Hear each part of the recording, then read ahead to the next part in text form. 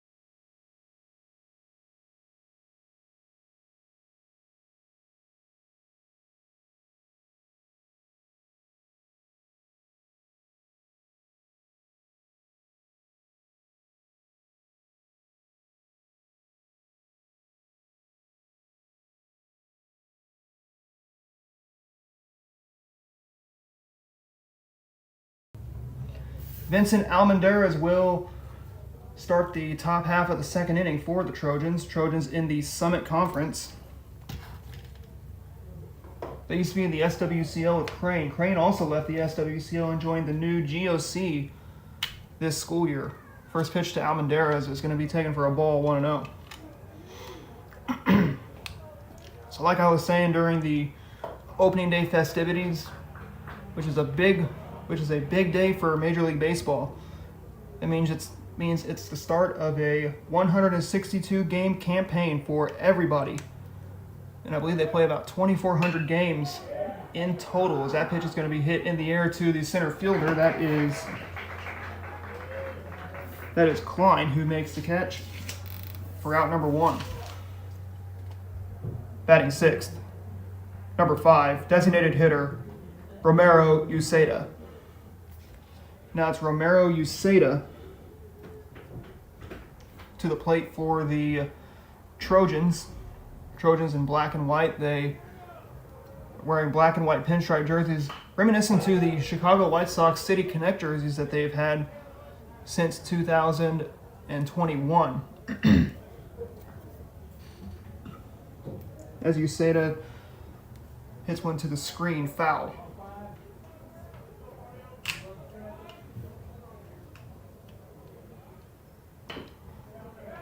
Grounder to down the third base foul line. And Malstead's quickly ahead at 0-2. So if you play in areas, say like St. Louis, Kansas City, Detroit, anywhere that has that doesn't have a dome stadium and it's in a place where it does rain, today's your off day in Major League Baseball. But in California and Washington State, of course, that's where Seattle is, as Uceda strikes out. Batting seventh, number 22, third baseman, Dalen Courtney. And it's Dalen Courtney to keep the second inning alive for the Trojans. The first pitch, he swings and misses, and that's strike one. So like I was saying, if you play in teams that play in California, they play in, say, like San Diego, Los Angeles, Anaheim, and San Francisco, and now Sacramento. They gotta play another game right after opening day.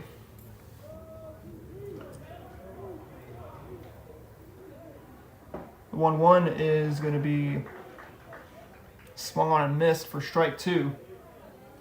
Makes the count 1 ball, 2 strikes. So the Pirates actually took 6th in the Purdy tournament. I believe Purdy took the championship game against Hartville. As Courtney goes down on strikes, nothing much for the Trojans. I heard someone's call it a ball. We're going to the bottom of the second. No score.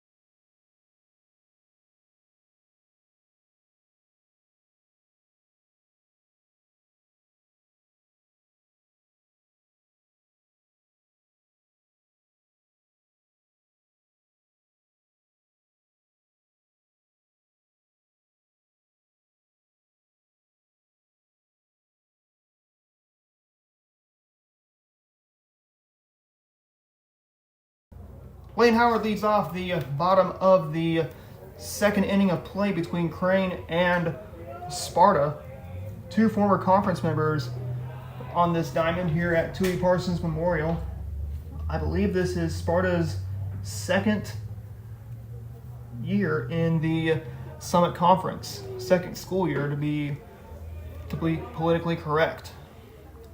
Howard gets himself knotted up at 1 ball and 1 strike.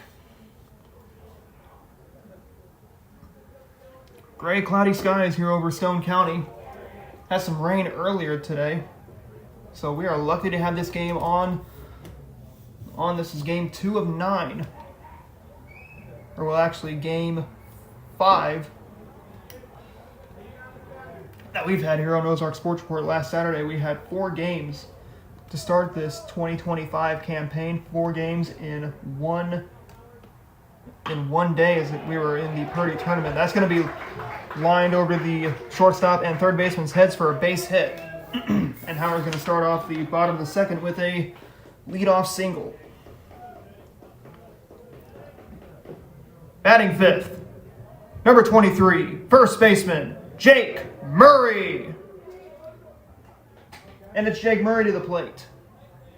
He's playing first today for the Pirates. He's a senior for this Crane team. He swings and misses, and the count's 0-1.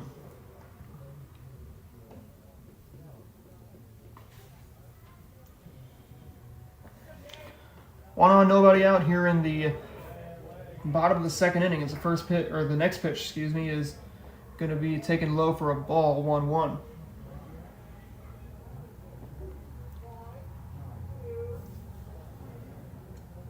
Now the 0-2, swing and a miss. And down goes Murray on strike 3.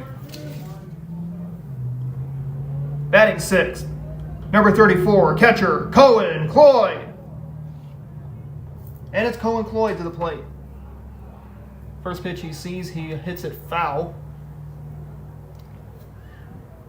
For strike number 1, or ball 1, excuse me. Thought he swung at that one. But instead it's ball 1. Now it's 1 ball, 1 strike.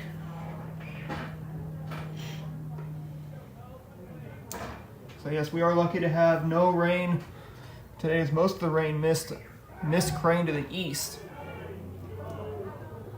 Tried to get Howard on first, but they were unsuccessful. Howard, a junior on this Pirates team. The 1-1 downstairs and in front of the catcher in Barnes.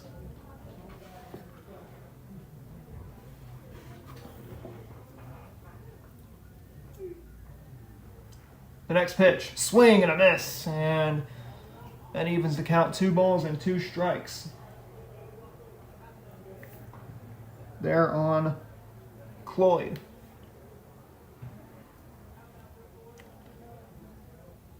A 2-2 from Miller is going to be strike 3, and Cohen's down on strikes. Right fielder, Cam Chisholm.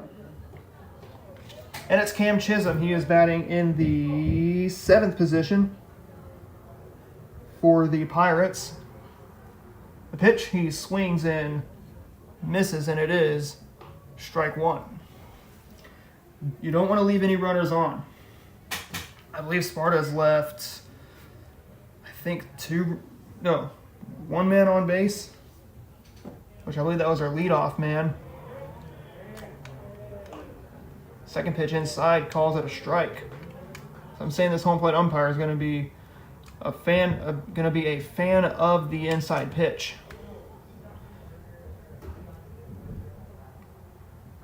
Because it's going to come in on righties and out and away on lefties. So that's one thing you want to keep in mind of, is every pitcher or every umpire is going to have a favorite location of where every pitch is going to come from. You're going to be expecting a ball that's going to come on your inside corner, but instead it's going to be a strike. 1-2 as Chisholm goes down on strikes. And another 0 goes up on the scoreboard. We head to the top half of the third. No score between Sparta and Crane.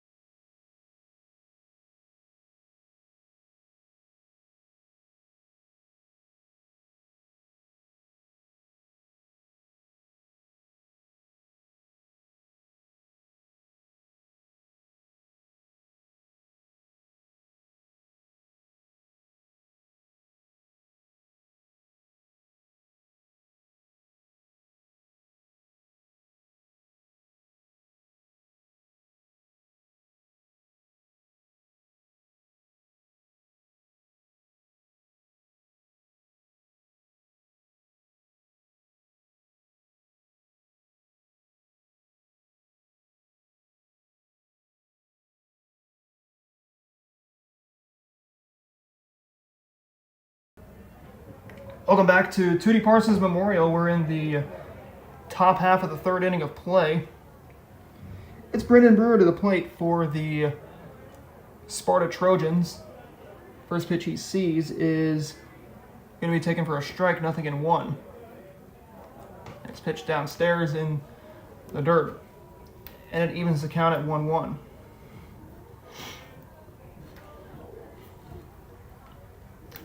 The next one, inside, and it is going to be 2 balls and 1 strike as it's up and in. Like I was saying back in the bottom half of the second, we were saying that this pitcher, or this umpire, could be the one that could favor the inside pitch. But he actually called that one a ball. Now the count's even at 2 balls and 2 strikes. Here on Brewer. Inside on him. 3-2 is the count. Here on Brendan Brewer. 3-2 from Malstead. Downstairs, the ball gets away. That's going to be ball 4. We're going to have a runner on first. Here in the top of the third. Batting ninth. Number 21, catcher, Caleb Barnes. So DH is Romero Ucedo. He is batting for Phoenix Holt. That's the lineup that is turned in by Coach Jacob Finney from Sparta. Pirates don't have a DH today, as every position player is going to be batting today, including the pitcher. It's going to be your typical National League lineup that you have before they switched it to where the pitcher doesn't bat and they have a designated hitter throughout the entire MLB. It's going to hit Barnes, and that's going to put runners at first and second with nobody out here in the top of the third. And this is a good chance for Sparta to pounce. Center fielder, Braylon Luttrell. Braylon Luttrell is the batter. I believe he either walked or singled his last plate appearance. He was a leadoff man, so he's already been on base once today. The first pitch to him is going to be taken for, looks like a ball, 1-0. 1 ball, no strikes. 1 runner's in scoring position for Sparta. That is Brewer, and Barnes is on first. The 1-0 swung on, and that's going to be a hit past the third baseman for a base hit. 1 runner is going to come in to score. That is Brewer. He will score easily, and that's going to make it a 1-0 Sparta lead here in the top of the third inning of play.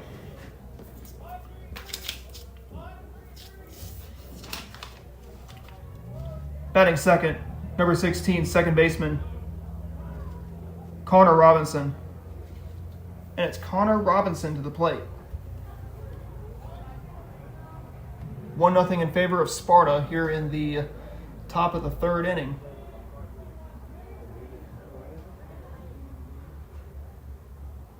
Next pitch, or first pitch, excuse me, it's going to be a ball downstairs, 1-0. This is where you want to get out of this inning with no damage done.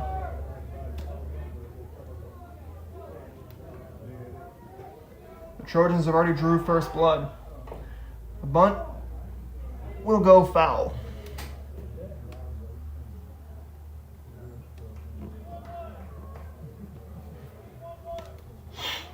One ball, 1 strike is the count to Connor Robinson. Sparta, I believe, is competing in Class 3, District 11, I believe. but I could be wrong. It could be District 10. The pitch is taken downstairs.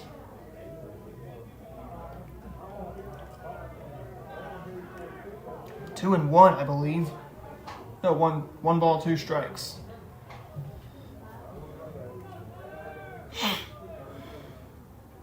Pitch to Robinson. He swings and misses. There's strike 3, and there's out number 1. Halstead gets a good out, and he is able to keep a runner on. Batting third, number 4 pitcher, Ben Miller. Ben Miller will bat third for the Trojans. I believe he struck out his last plate appearance. It's actually runners on. So yes, runners at first and second still. And a big opportunity for Miller to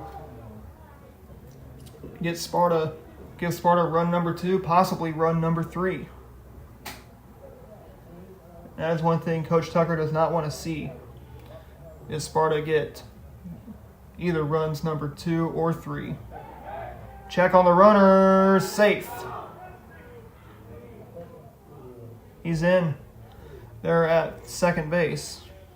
Usually in Major League Baseball, they will throw down to first, check on the runner at first. Usually that's how it goes. 1 ball and no strikes is now 2 balls and no strikes. Trojans have the advantage. It's 1-0 here in the top of the third. The 2-0 is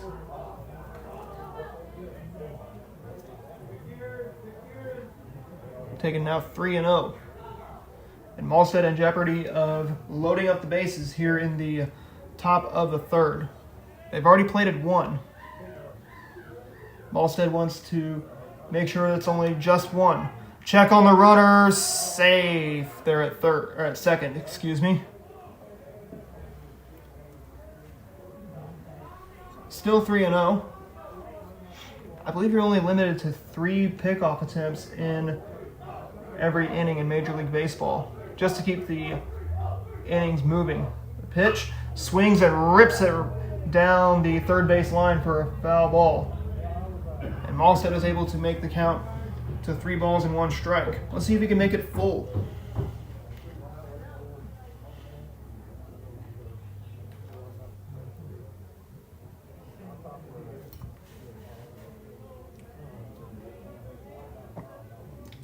The 3-1 delivery swings and hits it in the air into left field.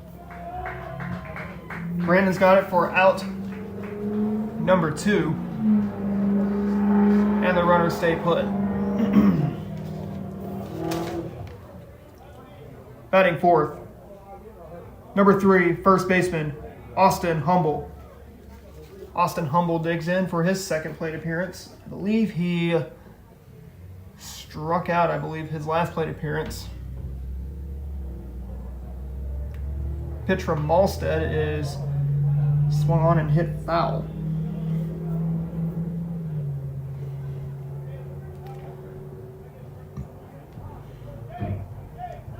Nothing in 1 is the count to Austin Humble. A ball and no strikes.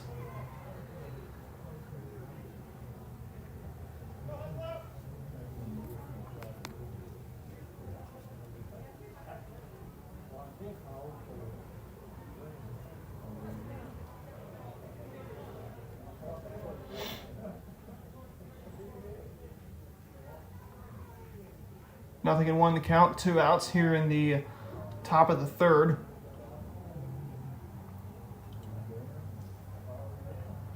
Malstead looks, checks his runner, pitches it inside. Runners are going to move up from first and second now to second and third.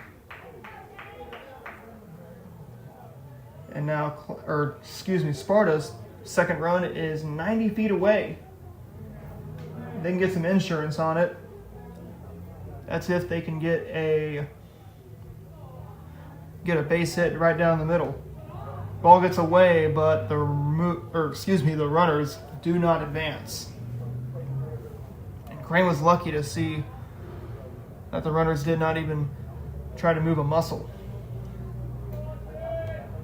2 balls and 1 strike. That's the count to Austin Humble.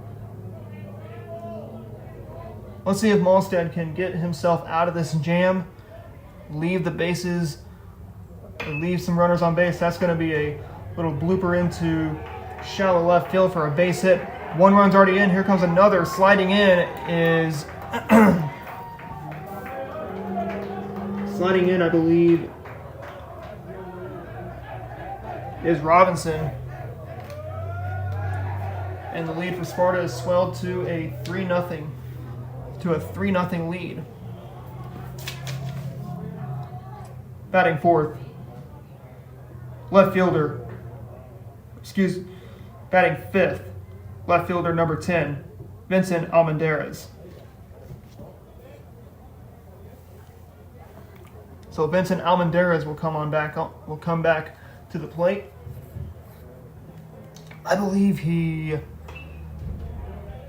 struck out in his last plate appearance.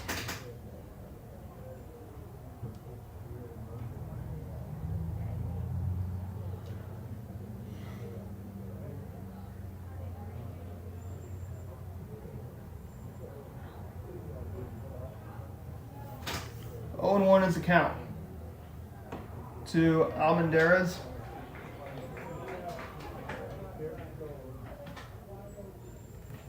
Trojans have the 3-0 lead here in the top of the third. The 0-2 gets away from Cloyd, but the runners don't advance. Even though you're down by 3, it's still within reachability. You know, you can get a couple hits in the bottom of your inning. You can get runners on by either a walk, being disciplined at the plate, and good things can happen. 1-2 is going to be hit on the ground past the pitcher, and it's going to be into center field. That's going to be a base hit. Another run scores. That is Humble. That's going to be an RBI single. Designated hitter, Romero Uceda.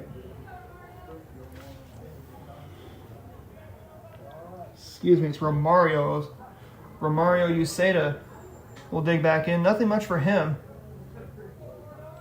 Struck out his last plate appearance, or grounded out.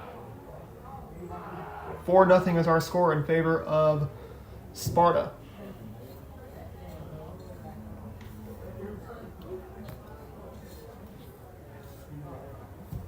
The 1-0 swung on and hit in the air to the left fielder Brandon. He'll get it for out number 3, but the damage has been done. We go to the bottom of the third inning, halfway home between Crane and Sparta. Trojans lead it 4-0.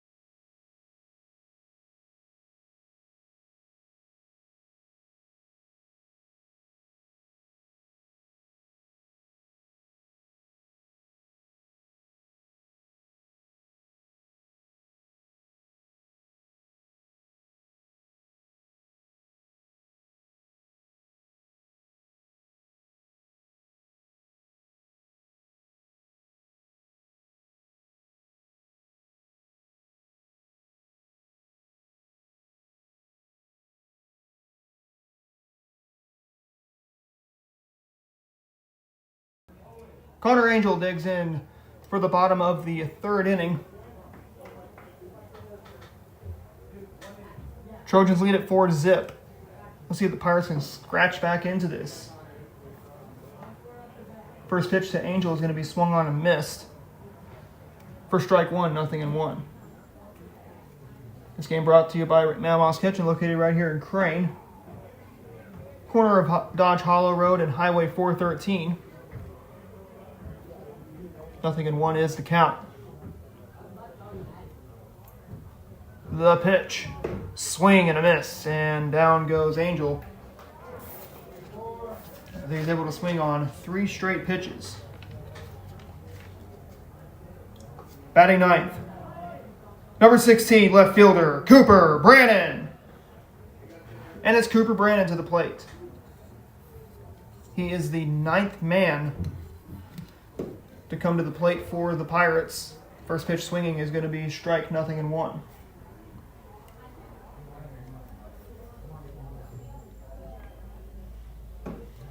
Next pitch is a ball, 1-1. Plate discipline is key in these situations. If you can get some pitches where you can look at and get and work the count, you can find yourself on base, or you can swing away. 0-1 is the count.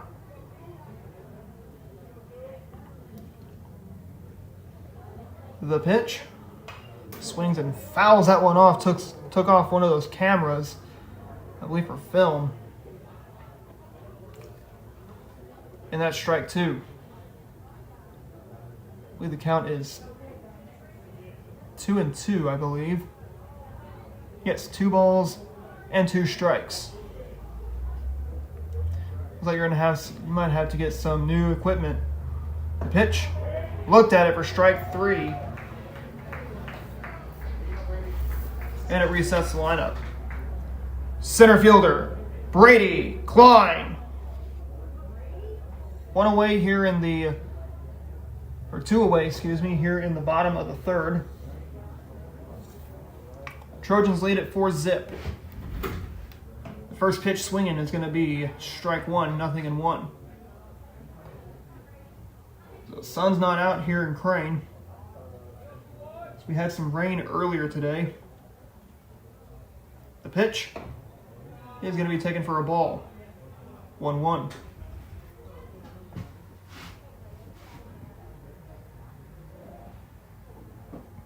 Next one hits him on the leg. He will trot down to first, and it's Brady Robinson. Shortstop, Brady Robinson. Brady Robinson digs in. If I was to ask this question, what is the most common position in baseball to lead off?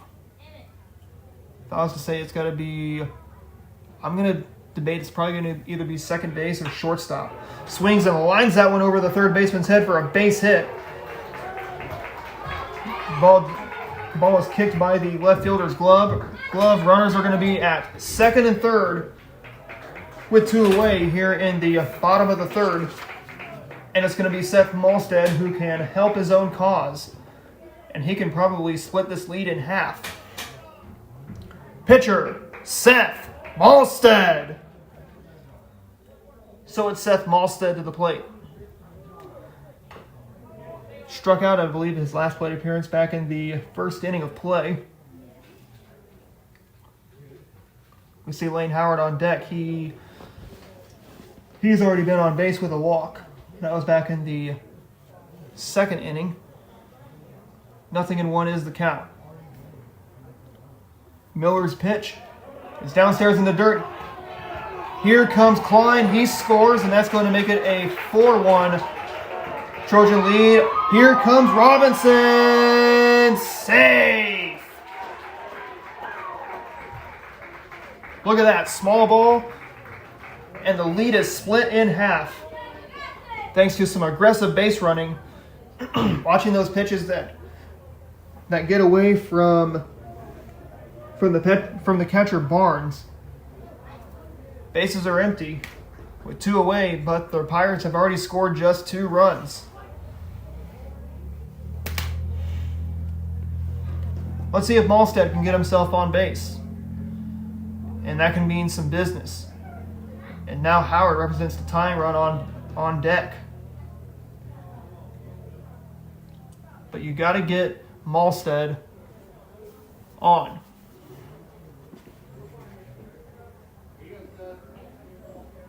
Two and 2 is the count to Seth Malstead. Like I said, he's helping his own cause by trying to get himself on. The 2-2 pitch. Strike 3, and down goes Malstead. But the Pirates get a couple. We go to the top of the 4th. 4-2 in favor of Sparta.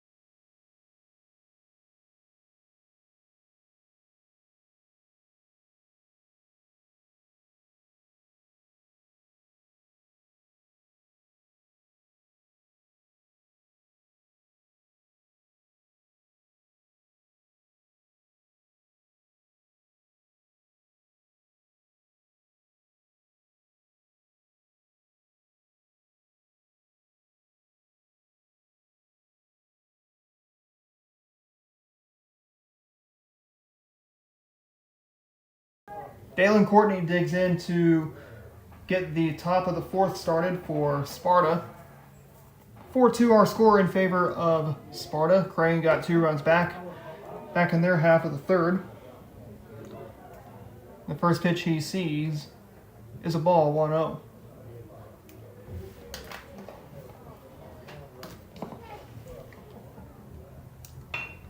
Bunts it right to the first baseman. That's Murray. He throws to Malstead covering first. There's out number 1.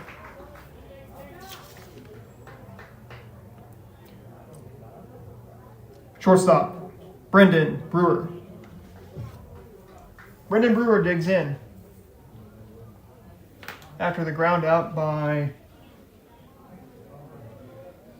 Courtney.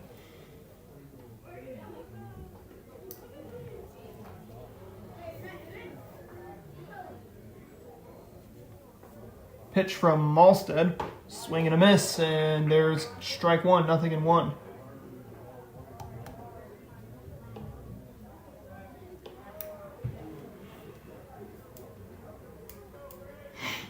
Next one is going to be a ball, 1-1.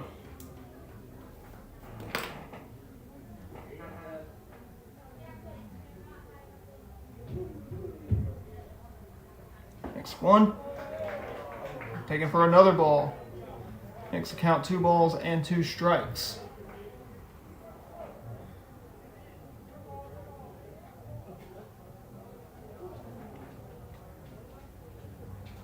Next pitch swung on and hit in the air to about left center. The shortstop has it for out number 2.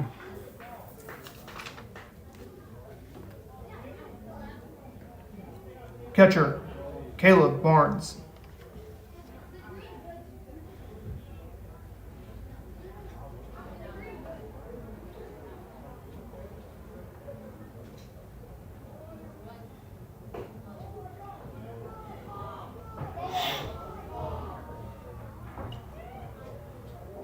Want to know this account to Barnes. Walked his last plate appearance.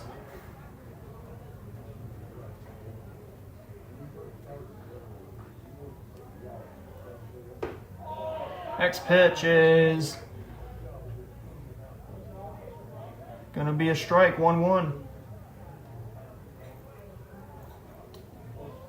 2 outs here in the top of the fourth. Alstead's delivery swings and hits it foul.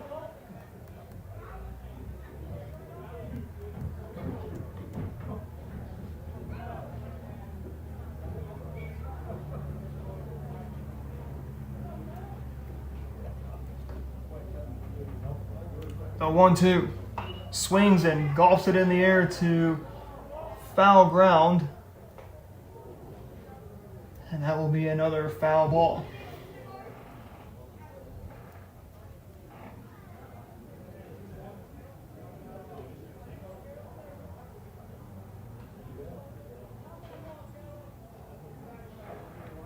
One ball and 2 strikes. Let's see if Malstead can win this battle, or can Barnes win this battle. The pitch, swing and a miss. Strike 3 in the dirt. Throw down to first to secure the out, and we head to the bottom of the fourth. Nothing much for the Trojans. They still lead it 4-2.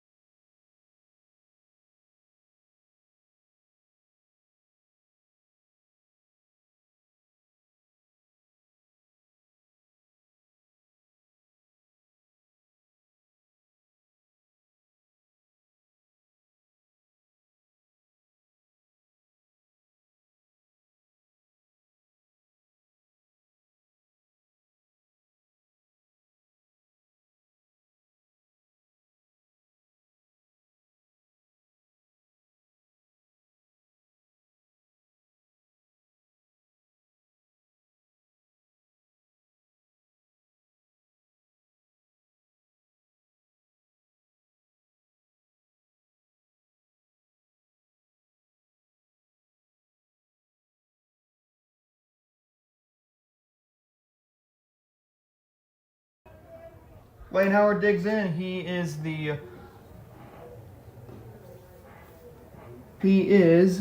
cleanup man for the Pirates.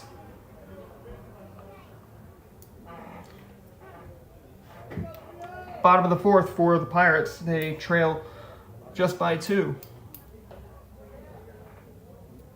Howard waits patiently at the plate. Big, strong man at the plate for the Pirates. Miller's first pitch to him is swung on and hit in the air and into foul territory. No one's going to catch that one. It's going to be strike 1, but a foul ball. And Howard's at bat will continue. If you can get that one in the air and send it into foul ground, that can really cause a headache. The 0-1 upstairs, and it's going to be making the count even at 1-1.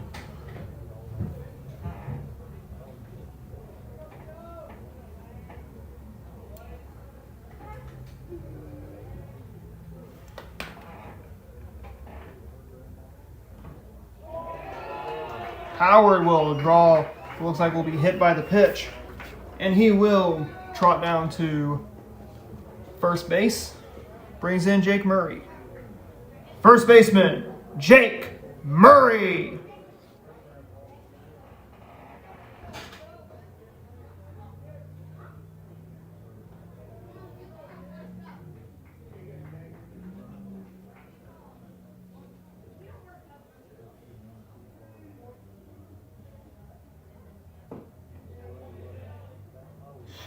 Jake Murray digs in. He swings and misses at the first pitch he sees.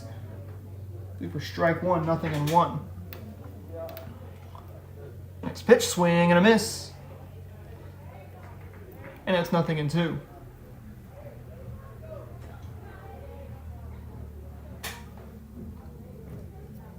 Trojans have the advantage, but the lead is split into two. The 0-2 upstairs. He makes the count run to 1-2 strikes. So we'll have Coach Jeremy Mullins, the head coach of the Crane Lady Pirates, up here with us. We'll be talking about his recent 2024-2025 season that ended back in late February, about a month ago.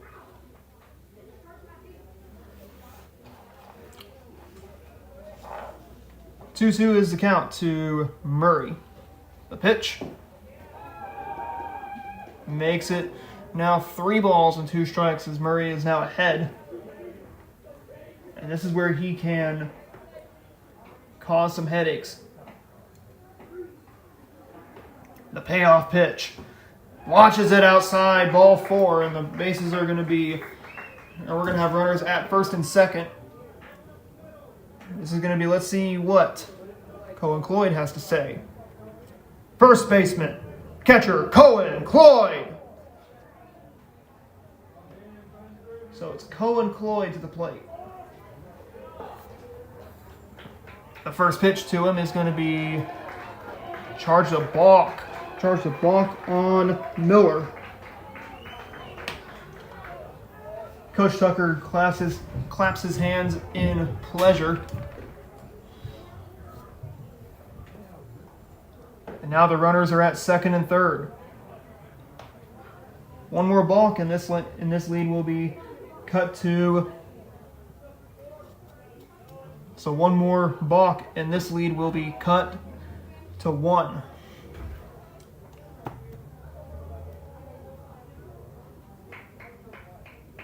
One ball and 1 strike. That's the count to there to Cohen Cloyd. He bats from the right side. The 1-1 swing and a miss.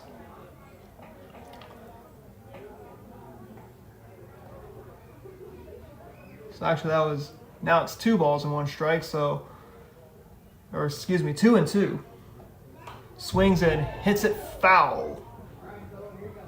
And we freeze the count at 2 balls and 2 strikes. Let's see if Cloyd can possibly tie this game up. The tying run is on second. It's in scoring position. Cloyd is the go-ahead run at the plate. The pitch. And down goes Cloyd, but no worries, that's just 1 out. Right fielder, Cam Chisholm. And it's Cam Chisholm to the plate.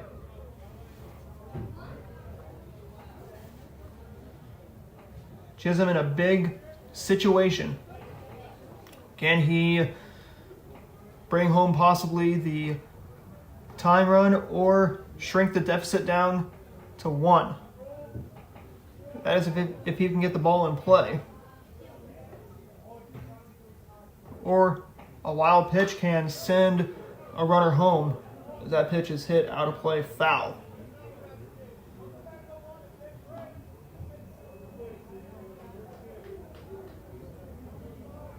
One out here in the bottom of the 4th.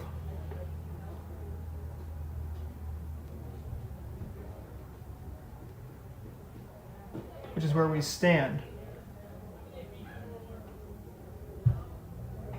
The next pitch is now taken at 1-1. Ball 4, and you can have the go-ahead run on first. That's Chisholm who represents it. Inside, watches it. And Chisholm is ahead now at 2 balls and 1 strike. Miller does not want to give up any runs. 3-1 is the count.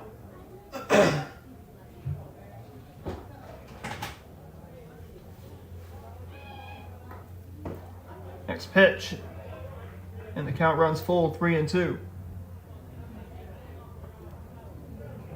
4-2 is our score. 3-2 is the count. The pitch. Ball 4, and that's going to load up the bases for Connor Angel to possibly bring home 2 with his bat. Second baseman, Connor Angel. And Connor Angel digs in. The bags are packed. The first pitch he sees has to jackknife out of the way, and it is 1 ball and no strikes. The 1-0. Downstairs, the ball gets away, but Howard has to put on the brakes, and he has to go back to third. You got the tying run on second. That is Cohen Cloyd. The go-ahead run, it's Cohen Cloyd, or it's Jake Murray actually, is the tying run on second. Chisholm is the go-ahead run on first. And Angel is the man at the plate. He can drive home 2 very easily. Ball gets away, and that's going to make it now a 2 ball and 1 strike count.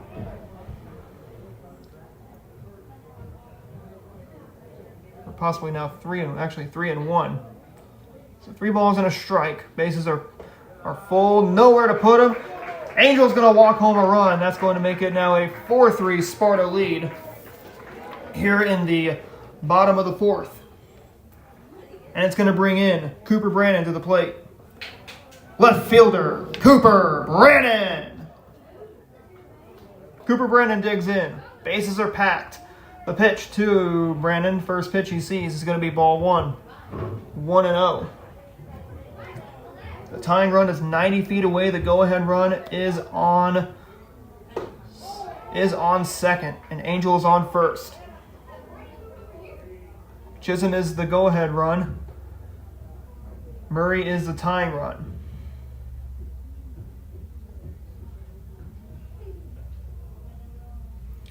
Let's see if let's see if Brannon can bring home a couple runs.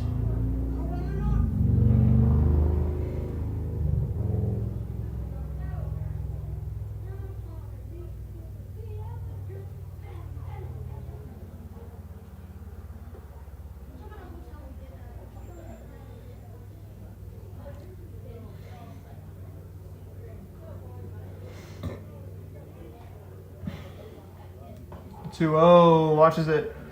Thought he was going to get ball 3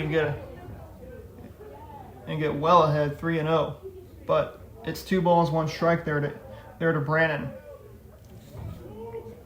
The 2-1 swing and a miss. Tried to check his swing, but he goes around. It's actually strike 3, and there's 2 away. Center fielder Brady Klein. Brady Klein digs in. Bases are packed. First pitch is watched upstairs for ball 1, 1-0. First pitch strikes have been hard to get for Miller in this half inning of play. And if you can't get first pitch strikes and you get pitches where the batter is fouling them off or he's watching them for balls outside, That is going to get his pitch count up. Umpire calls time. 1-2 is the count to Brady Klein.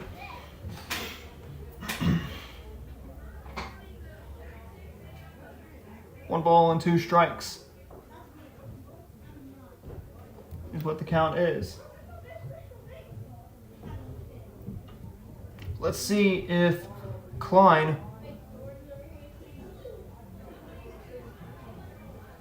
can get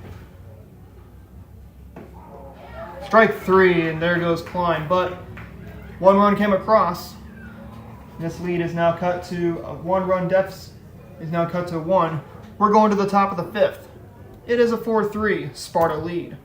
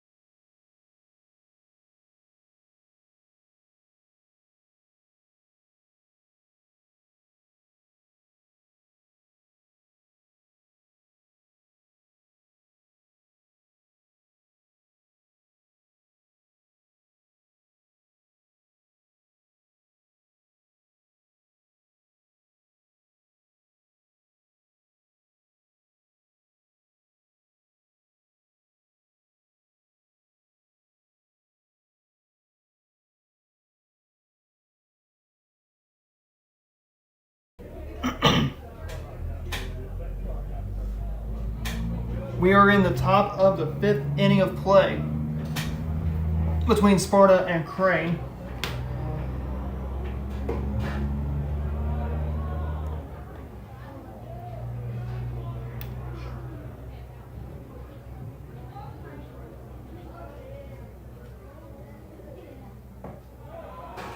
One ball and no strikes to count to Braylon Luttrell, the Trojans leadoff man.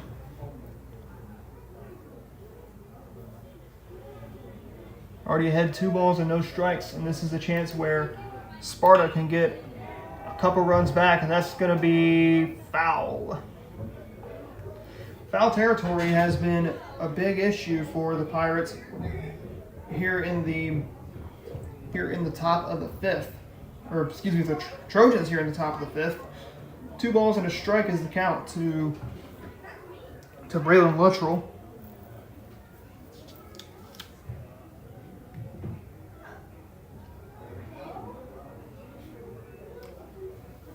Two balls and a strike.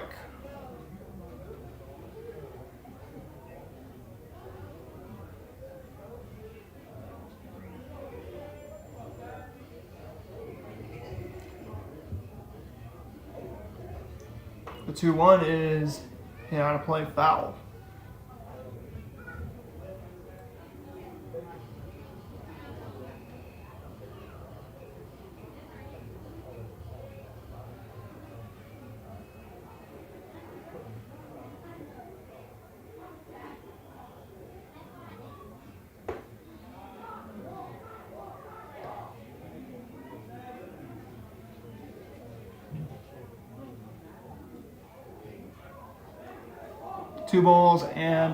Three balls and 2 strikes there to Luttrell. Malstead's pitch, swing and a miss, and down he goes for strike 3. Second baseman, Connor Robinson.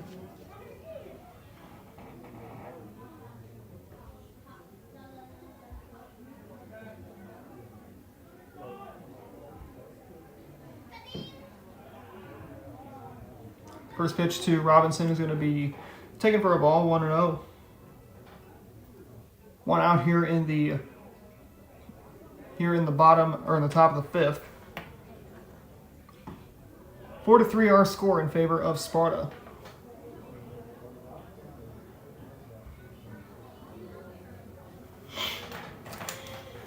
Two balls and no strikes. Swung on, and that's going to be a grounder right to Angel. Throw on to first. There is out number 2. Easy peasy. We got one out. Or 2 outs, excuse me.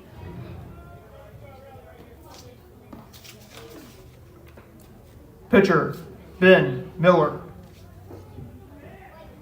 Ben Miller, the pitcher for Sparta. Here in the top half of the fifth.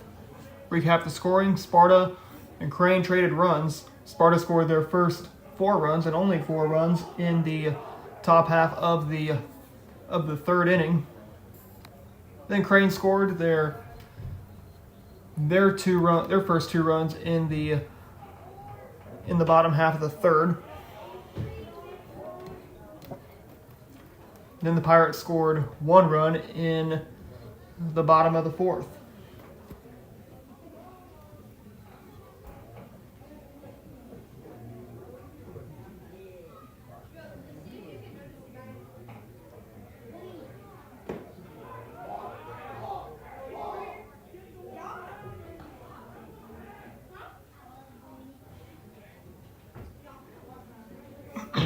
Two balls and a strike is the count. 2 outs here in the bottom or in the top of the fifth.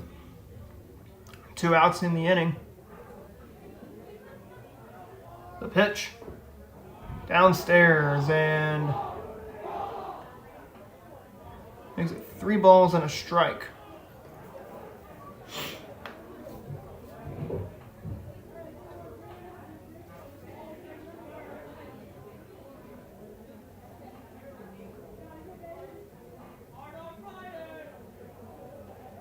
The 2-1 pitch. Swings and hits it in the air to center.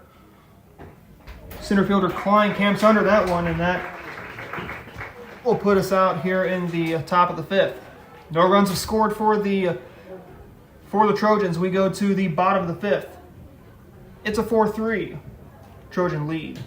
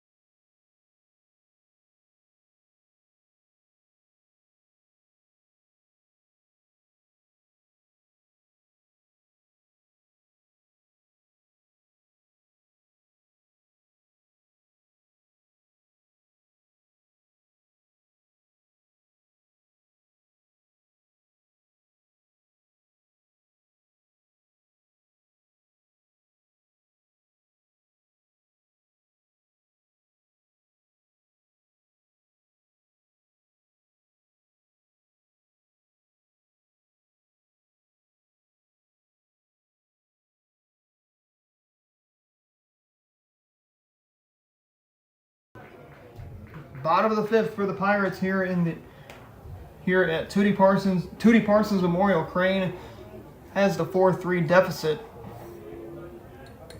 First pitch to Robinson, he watches, is going to be strike 1, 0-1. The next pitch, swing and a miss, strike 2. And it's 0-2.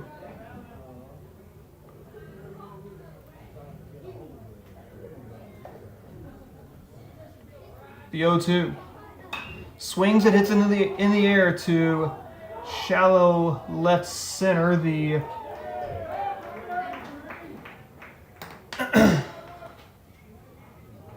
shortstop has it for out number 1, and it's Seth Malstead to the plate. Pitcher, Seth Malstead.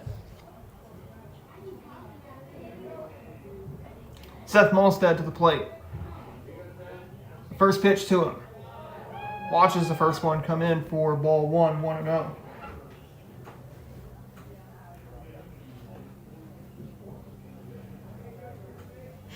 One ball, no strikes. The count to Malstead. One out here in the bottom of the fifth. Pitch is kept in front, I believe.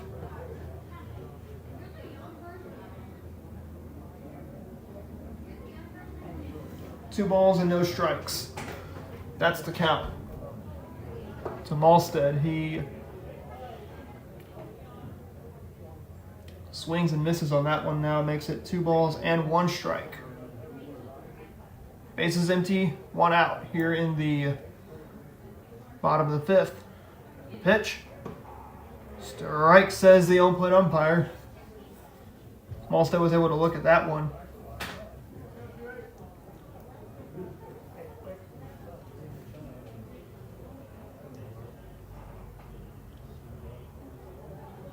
Miller kicks, he deals. Strike 3, and there's out number 2. Thanks to Malstead looking at that one. Third baseman, Lane Howard. And it's Lane Howard to the plate. 2 away here in the bottom of the 5th inning. The pitch is going to be a ball, 1-0.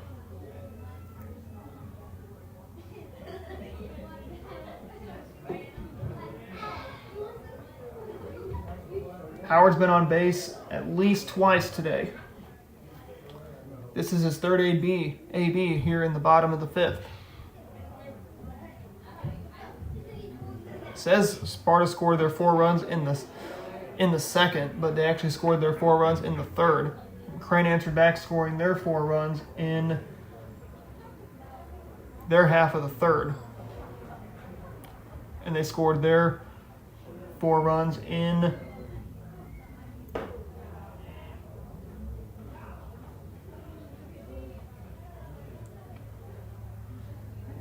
their half of the 4th. We currently stand here in the bottom of the 5th. 2 balls, 2 strikes. Strike 3, and down goes Howard. And the the score still remains 4-3 as we head to the top of the 6th inning.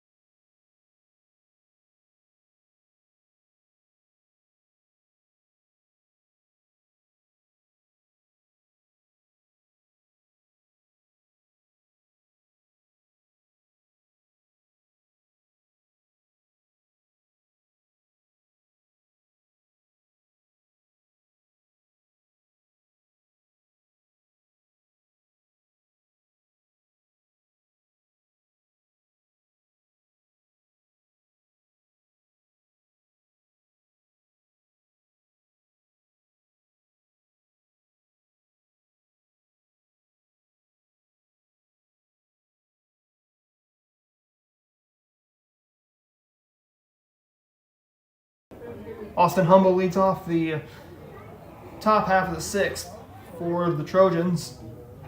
They lead at 4-3. In a pretty close-knit ball game, both these two teams able to keep it pretty close. Grounder to Howard. He throws on to first. And quickly there is out number 1.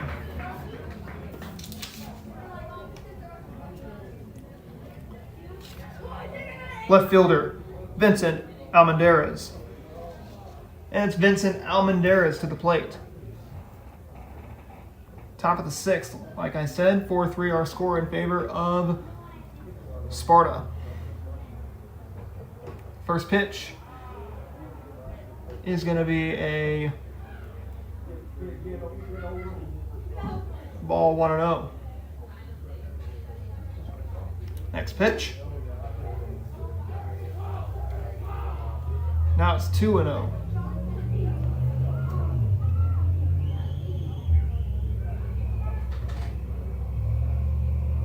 The next one.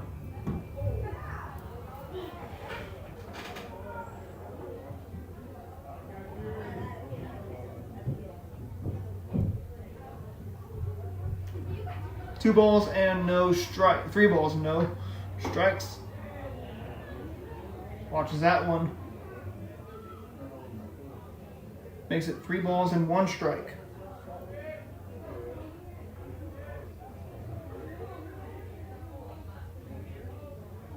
Swung on, and that's going to be hit on the ground to the right fielder. That's going to be a base hit. Almendarez will stop at first. He's got himself a 1-out single. Designated hitter, Romario Uceda. And it's Romario Uceda to the plate. Trojans lead it 4-3. First pitch to Uceda is going to be a ball 1-0.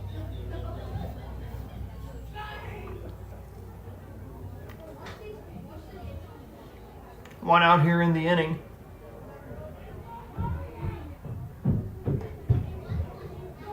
The pitch hits him on the head, and you don't want to do that here in the bottom half of the 5th, or the top half of the 6th, excuse me. Brings in Dalen Courtney to the plate. First and second here with 1 out.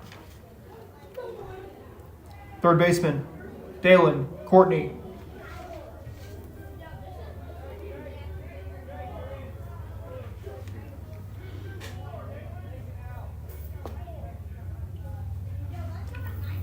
One out here in the inning.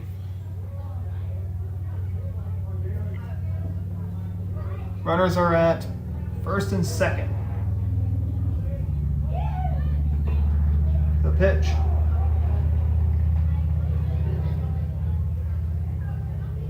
Going to be taken for a ball.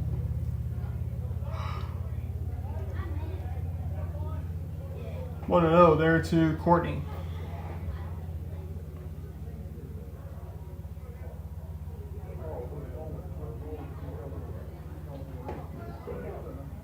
Throw down to third.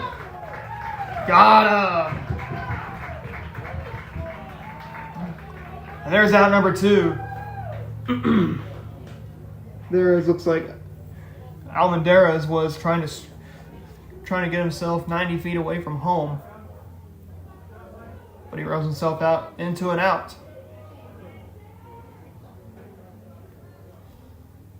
Now it's 0-2 with 2 outs. The pitch inside, and it's going to be 1 ball and 2 strikes.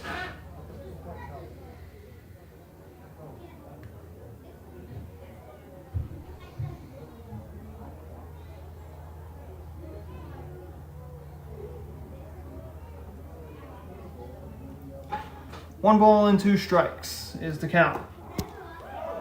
Throw down to first base. Cloyd was trying to get himself out number 3 right away. 2 balls and 2 strikes.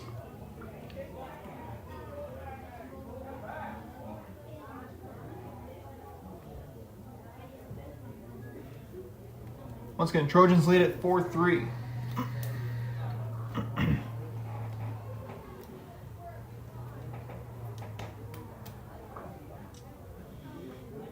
Two outs here in the inning.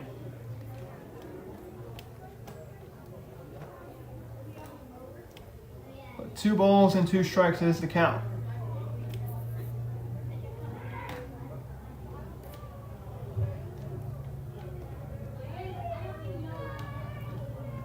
The 2-2 pitch. Swung on and hit in Your blooper caught by Malstead, out number 3.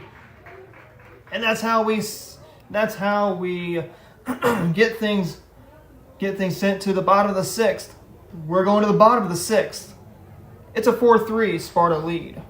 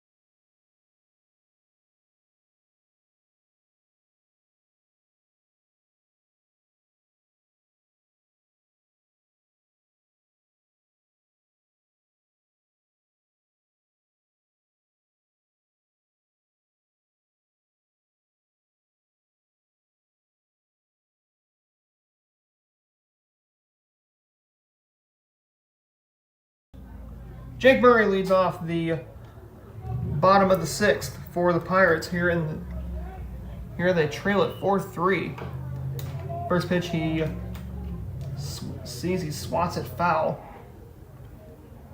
And we kick off the bottom of the 6th with a no ball, 1 strike count.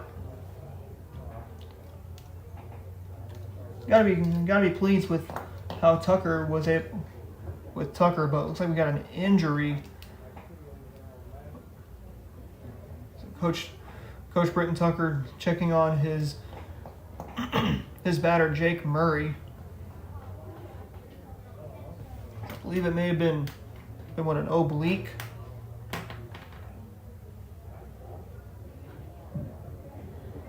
Let's see if he says he will finish the at bat or not. So I think it hit him right where you don't want to get hit.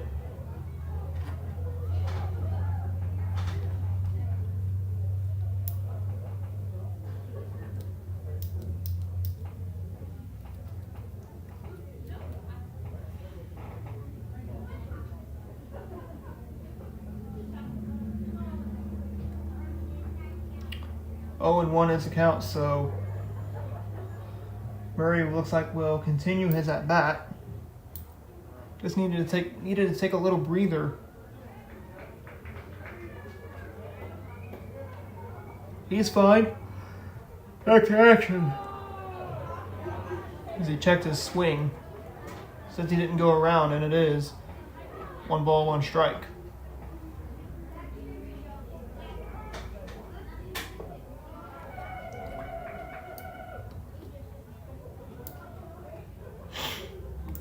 One and 0-1, excuse me, is the count to Jake Murray. Next pitch is outside.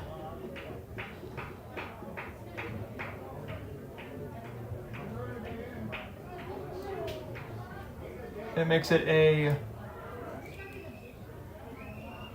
still keeps it at 0-1.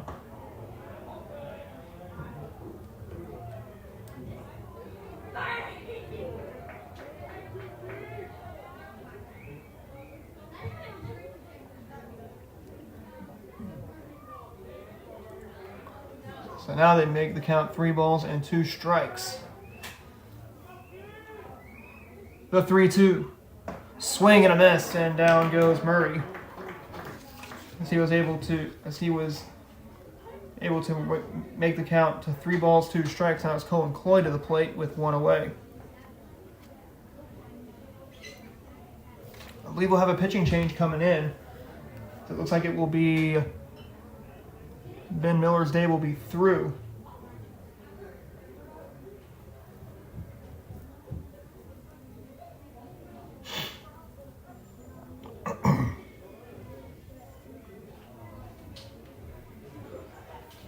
So Miller gets himself a nice day of work on the mound, giving up just 3 runs, but he was not able to surrender the lead to Crane. So it looks like we will have a pitching change. Tell you about who it is.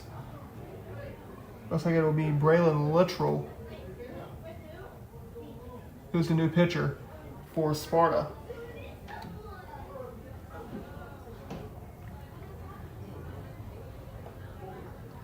Your attention, please.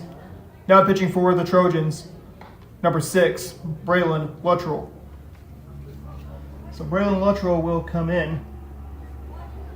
He will come in relief for Ben Miller. Miller, I believe, shifts over to third base or probably left field.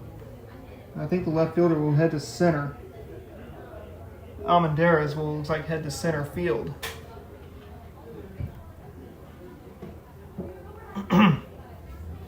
He will face Colin Cloyd, Cam Chisholm, and Connor Angel. That's Braylon Littrell, who comes in relief for the Trojans.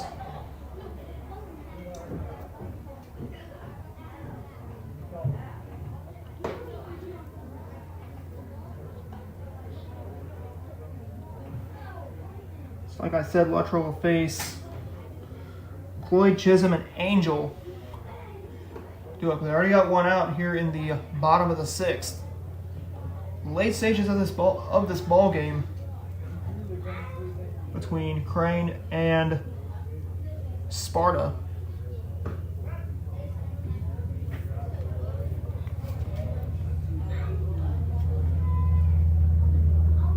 Catcher Colin Cloyd. So Colin Cloyd will be coming up to the right-hand batter's box as he watches the first pitch come in for a ball, 1-0. 2 away here in the bottom of the 6th inning. The pitch is going to be taking 1 ball and 1 strike. 1 out here in the inning. The pitch, swing and a miss.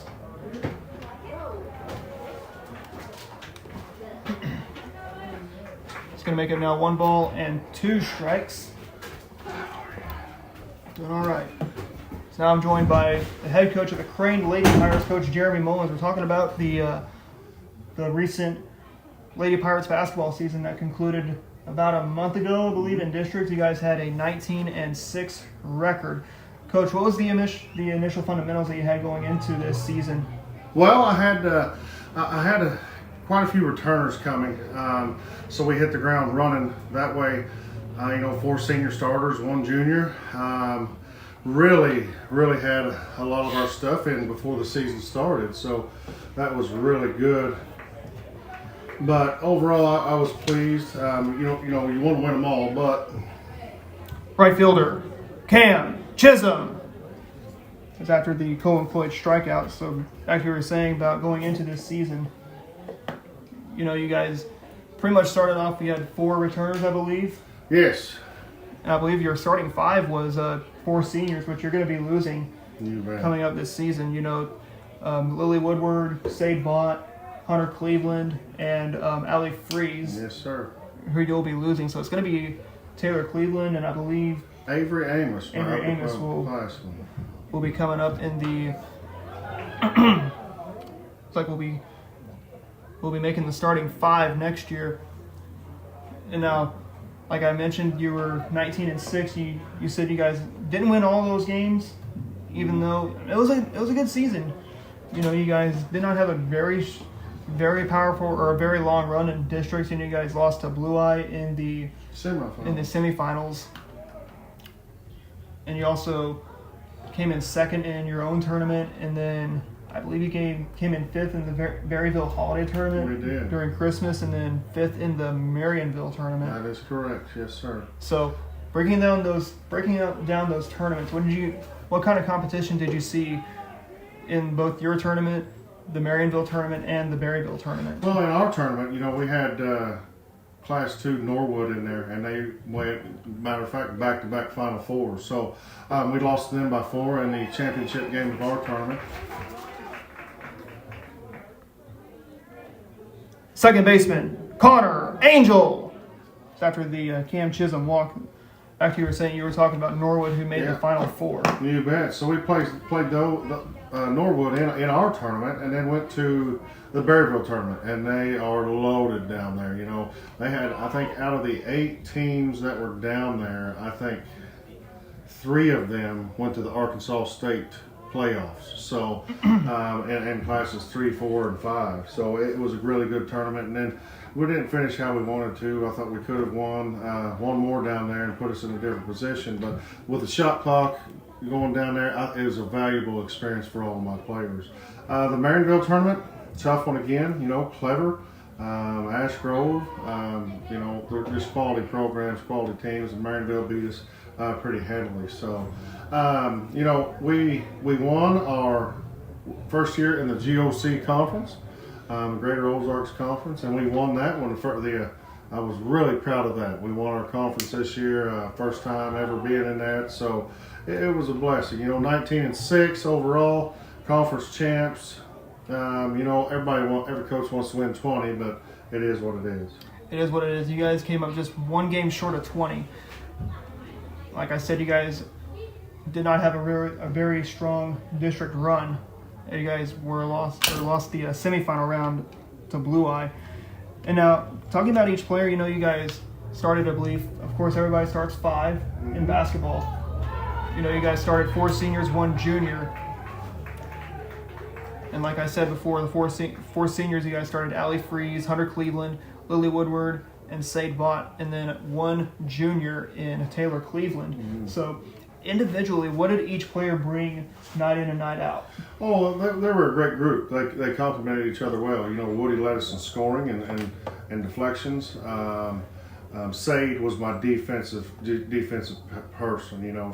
She won GOC Defensive Player of the Year, and Lily won GOC co-MVP for that. Hunter Cleveland, she was just an athlete. She could come in, she could go inside, she could go out, she could guard. Allie Freeze was my banger. She just did a lot of the dirty work, the rebounds, the diving on the floor. She's a special player that we're going to miss, and we're going to miss all of them. But Tay, she helped run the point there, could knock down some 3-point shots if she can stay injury-free, which we're hoping. And then Avery, she has such a soft, sweet touch inside. We hope to see her continue to improve upon that aspect of her game and her physicality and aggressiveness. Aggressiveness is what's going to be key, and I believe Avery's going to be on that starting 5 as a junior, I believe. Senior, yeah. Senior. So it's like you're going to have 3 seniors: Taylor Cleveland, Bella Galloway, and Avery Amos. Which we know we didn't. I don't think you put Bella Galloway in a lot of varsity minutes, right, but she was mostly a JV starter. So what did she have coming into this game or coming into this season? I'm looking at Bella's minutes to continue to grow this summer and next winter with her defensive effort. I think she's fast, quick. I think she's going to have to hang her hat on the defensive end and continue to develop her offensive game. We got some incoming, are going to be sophomores. My triple-headed monster of Lily, Abby, and Lila. Those 3 girls I'm looking for big minutes from, and some Destiny Kerr. Leading on top of the 7th inning for the Trojans, the shortstop, Brendan Brewer.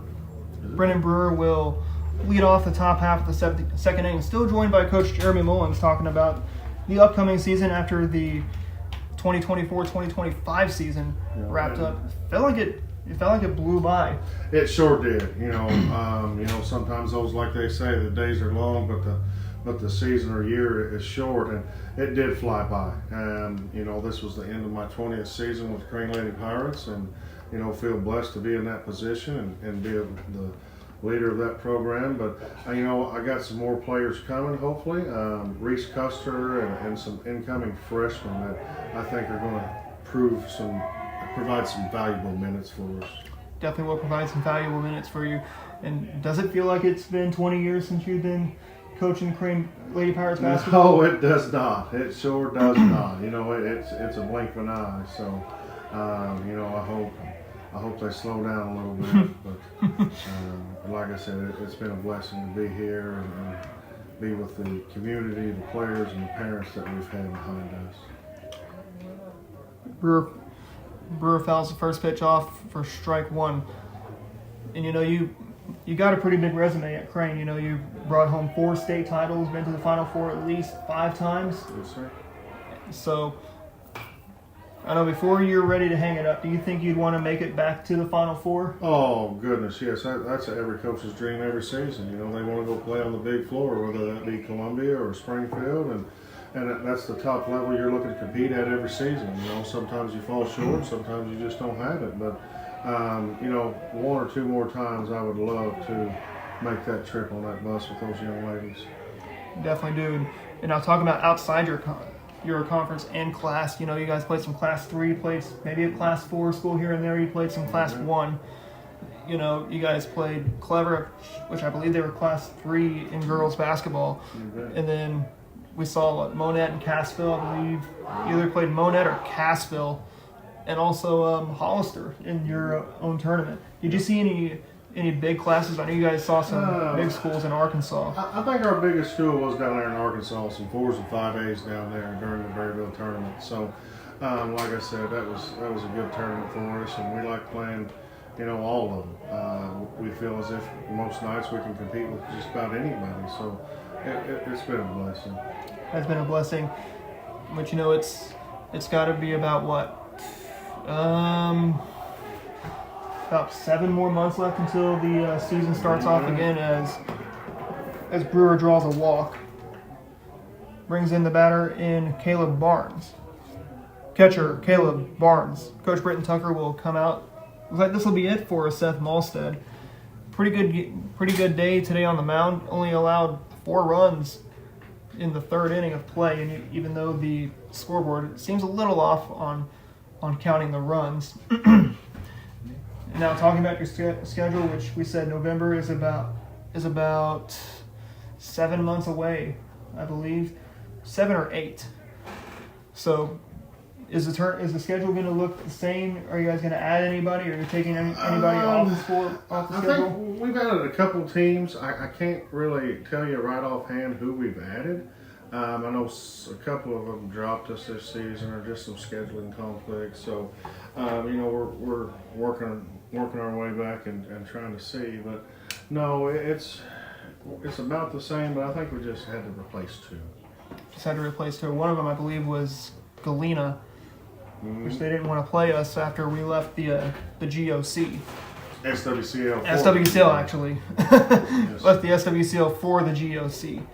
It's like new pitcher for Crane, I believe, is Brady Robinson. Your attention, please. Now pitching for the Pirates, number 25, Brady Robinson. Brady Robinson comes up on the mound. Sparta is looking like a team Sparta starting to make a little noise here in the top half of the 7th inning of play. And this 7th inning is kind of like the about pretty much the closing minutes of the 4th quarter. You bet. In basketball. You know, if you're down this close, this is where you want your players to make noise. You know. Yes, that's exactly right. You know, this is when your conditioning, your mental preparation pays off here in the 4th quarter or the 7th. So. Catcher, Caleb Barnes. And the same thing if you're ahead by 1, whether in basketball or in baseball. You know, you want to make noise if you're ahead by just within reachability. Keep it close. Nice pitch. That's a good pitch. And now we talk about your tournament. Is there going to be any teams that are going to be returning? Did some of them drop out? I think we are returning everybody to our tournament, so that's going to be great. Everybody's coming back, so we look forward to another tough one. So everybody will be coming back. I know you guys usually start the season against Ash Grove. Either they come down here, you guys go down or go up to Ash We go Grove. up there, and they beat us this first opening tip-off of the season this year, and they're going to be a really, really good team. Their stud point guard is going to be a junior, and their stud post is going to be a junior. They're going to come back even more loaded, I have a feeling. In the air out of play, that's going to go foul. As Barnes is able to stay alive. 2 balls and no strikes is the count. Like you were saying, Taylor Cleveland, you said she was probably your 3-point monster. I don't know what her 3-point percentage was, but it's got to be pretty high. Yeah, it was good. You know, I don't know what her percentage was right offhand, but I think she made close to 30 on the season, so we needed every one of them. Could have used a few more. Definitely use a few more night in and night out there in that gym in Crane. It's been 10 years since you guys have been in that gym, and like I said, it's been 10 years since you guys won one state, even though that was up at Columbia, which that was where the Final Four was this year. Was up at Columbia. 3 balls and 2 strikes is the count. See if Robinson can slam the door and give the Pirates an out here in the 7th. And this is a walk-off opportunity for the Pirates when we reach the bottom of the 7th. You know, they've been in their heads. That 3rd inning for them was a big one. And also that 4th inning where they scored 1. Swings and hits that one foul. Full count, buddy. Full count here on Barnes. Leadoff man Luttrell, the new pitcher for Sparta, waits on deck. You guys got to beat Sparta earlier or back in this season over at Sparta. We did. That was a heck of a game, Adam. We got it up to 12 or 15 up. They brought it back within 2 or 3, and then we ended up pulling it out. And Sparta's a well-coached team by Coach Loveland, and that's where Lily Woodward scored her 1,000th career point over there that night. So that was a pretty special game to get the win and then have her do that.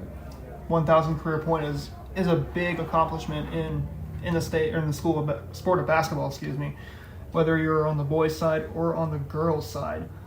You know, do you think that was probably your best game you guys played this year? No, I don't think it was. I'm gonna have to think on that, Adam. What's the best game we played this year? I don't know. I can't pick one out. One don't stick out in my mind, just predominantly. But I don't know. I'm gonna have to think on that.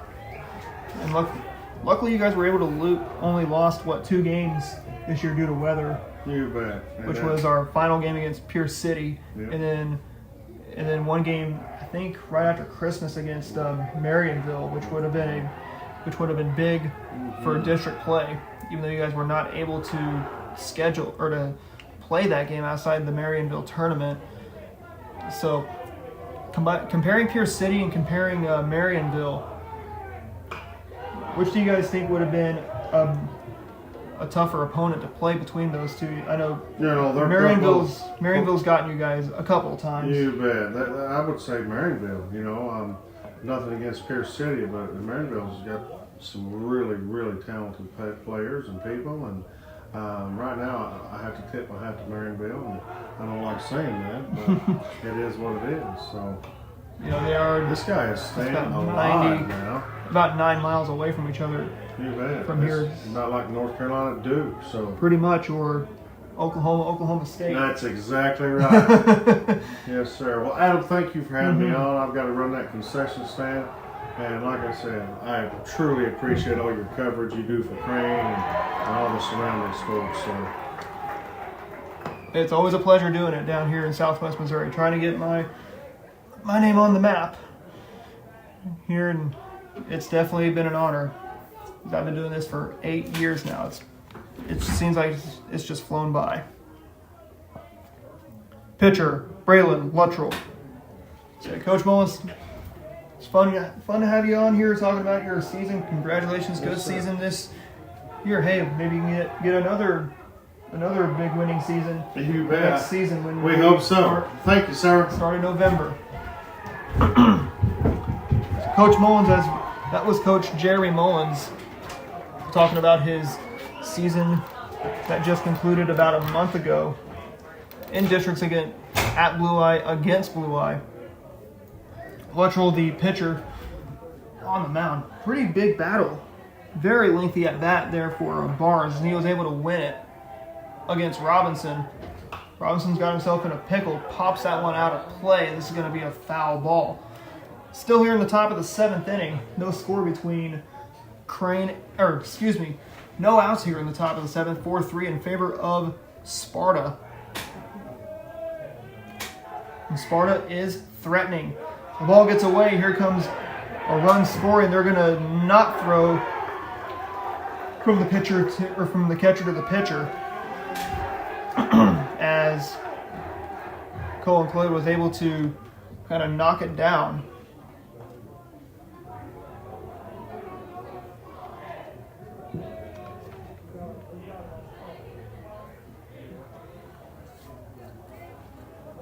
So it's now 5-3 here in the top of the 7th. Swing and a miss. Count runs to 1 ball and no strikes. The pitch. Or 1 ball and 1 strike. Now it's 2 balls and a strike. The next pitch. Taps it foul. Keeps the at-bat going. It is 2-2. Or 1-2, actually. Pitch to Luttrell. The ball gets away, and that's going to make it now a 2 ball and 2 strike count.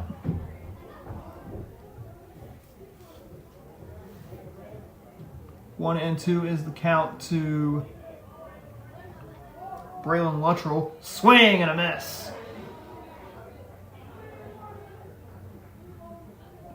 Taps it actually. 2-2 is the count once again. There to Braylon Luttrell.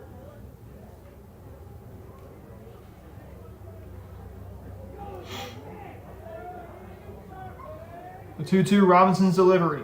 Swing and a miss. He gets him to strike out swinging. There's 1 out here in the top of the 7th. And it sends up Connor Robinson. Second baseman, Connor Robinson. So Connor Robinson digs in. First pitch to him is going to be a ball. Throw down to third is going to be not in time. 1 out here in the top of the 7th. Sparta's already plated 1 here in the 7th. It's 5-3 in favor of the Trojans. Runner comes in. No one was paying attention, and the lead is now up to 3. 6-3 Sparta. This is where you want to pay attention. If you're not paying attention, that's going to cost you. And Sparta plated another run outside, and it's going to be 1 ball, 2 strikes.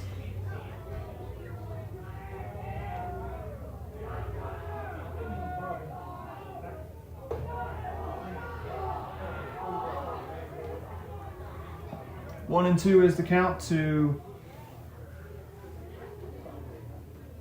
Robinson. Robinson versus Robinson. The pitch. Swung on and a grounder to the shortstop. He'll field it, throw onto first. And there's out number 2 here in the 7th.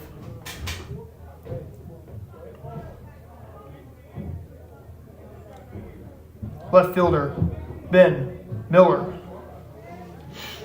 So Ben Miller digs in. He went to left field.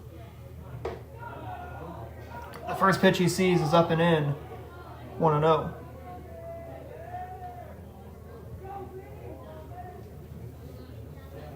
One ball, no strikes is the count to Miller.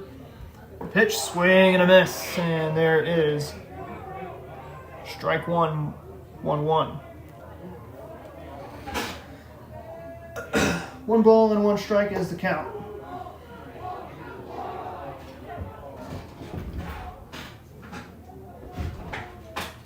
2 outs here in the top of the 7th inning. Oh, good eye there by Miller. 2-2 is the count. This is the situation you want to be in. Up and in again. 3-2. The count there to Ben Miller. He started today's game on the mound. Robinson in a pickle. A pitch. Downstairs, ball 4, and a runner's going to head to first. We're going to have a runner on base. And it's going to bring in the batter in Austin Humble. First baseman, Austin Humble. Austin Humble is the batter. He's playing first for the Trojans. Trojans lead at 6-3. Check on the runner, but the first baseman, Murray, drops the ball. 2 outs here in the top of the 7th. Pirates can still try and walk it off against these Trojans. Ball gets away, but the runner does not advance. Coach Tucker will make the walk down to the mound. Probably just wasn't the day for Brady Robinson on the mound. You know, he's given up already 2 runs here in the 7th. Coach Tucker telling Robinson to just calm down on the mound. Those strikes make your hitters work.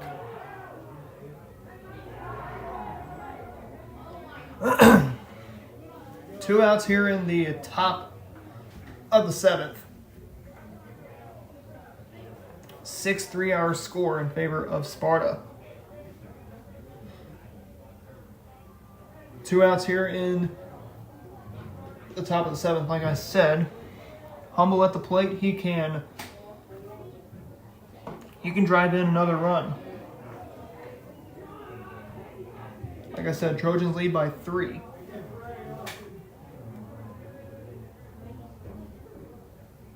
Let's see if Robinson can get this final out of the. Let's see if Robinson can get this final out of the top of the 7th and send this game to the bottom of the 7th. Swung on and ripped foul. That one was down the left field line.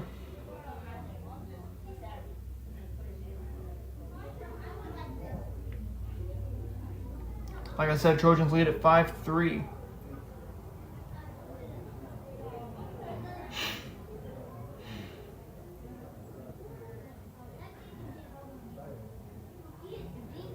One and one is the count. Actually, 2-2. The 2-2 outside, and it's 3-2. There to Humble.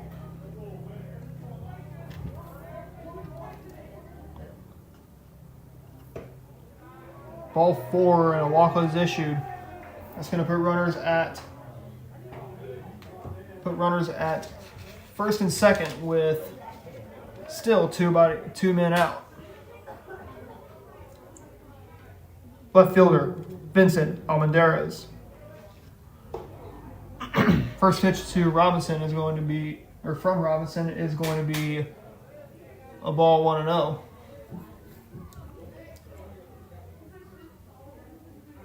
First pitch swung on, and that's going to be hit the other way. This is going to be down for a base hit in front of the right fielder.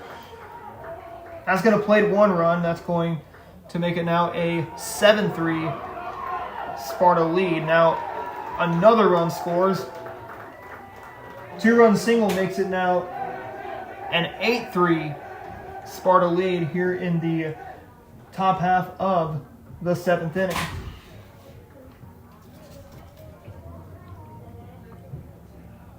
Designated hitter, Romario Uceda.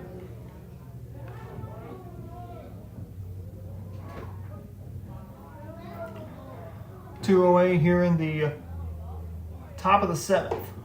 First pitch swinging. Strike 1.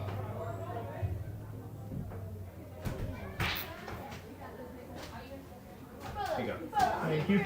Yeah. 0-1 is hit in the air into center field.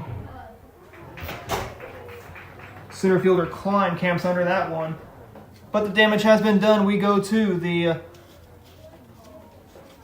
bottom of the 7th inning. Final hope for the Pirates. They trail it 7-3.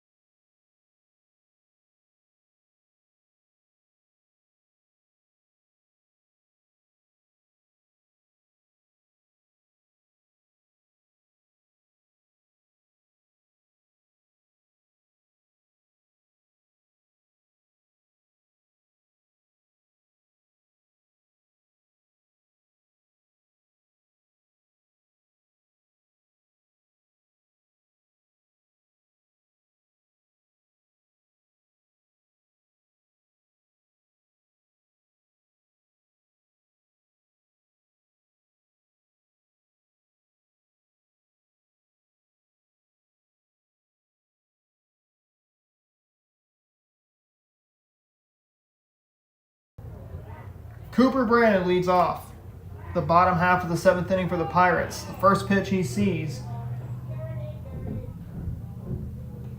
is taken for a ball 1-0. Pirates can walk it off right here if they can score 5 runs. Or pardon me, they can score 6. It's 8-3 in favor of Sparta here in the bottom half of the 7th inning. The 2-0.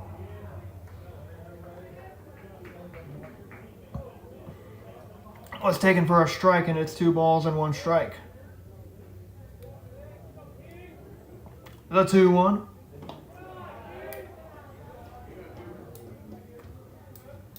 Three balls and a strike now.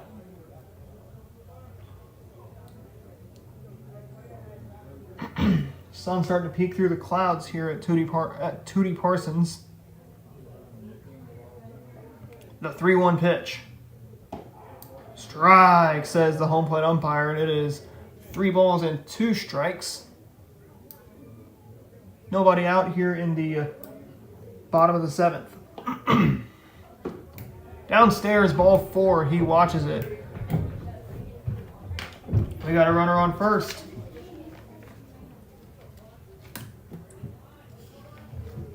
Center fielder, Brady Klein.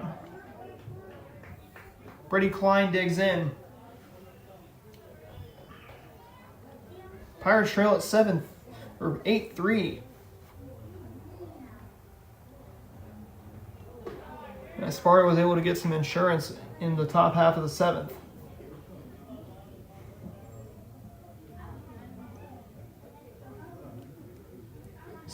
Our score. The pitch upstairs. Makes 2 balls and no strikes. Check on the runner, but he's back in safely.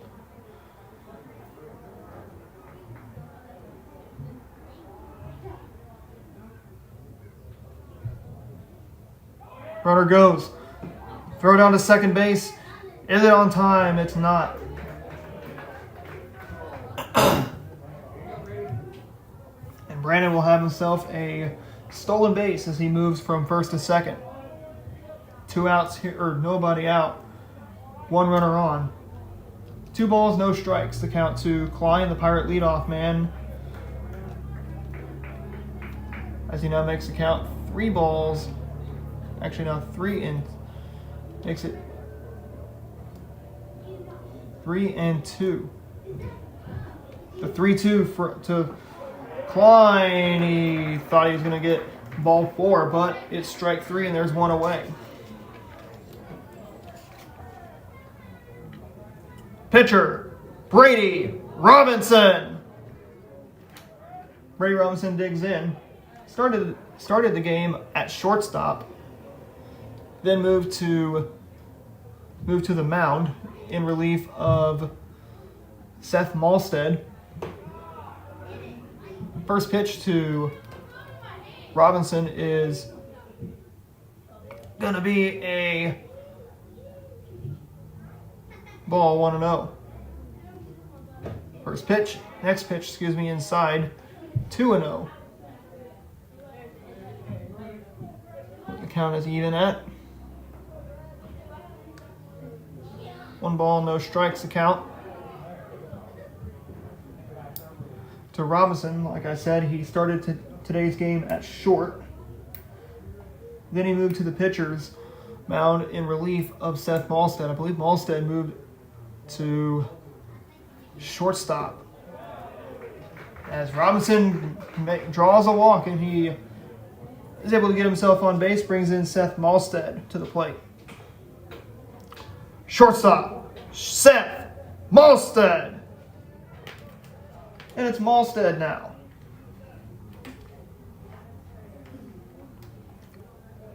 Runners are at first and second. Only 1 out here in the bottom of the 7th inning. 8-3 in favor of Sparta. First pitch to Malstead is taken for a ball, 1-0. The pitch outside makes it 2-0.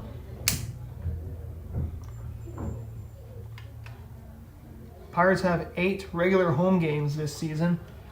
This is their second time playing at Tootie Parsons this year.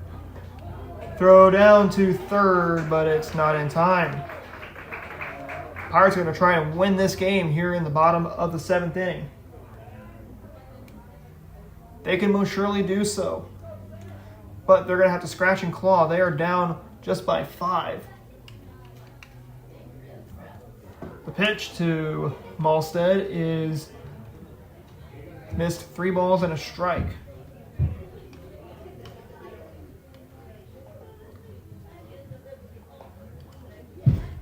The 3-1 checked his swing, and it's 3 balls and 2 strike. Or rather, 3 balls and a strike. The 3-1. Swing and a miss, and down goes Malstead, and the Pirates are down to their final out of the game. Lane Howard is the man to keep the game and inning alive. Third baseman, Lane Howard. Lane Howard, the 4th man in the Pirate lineup.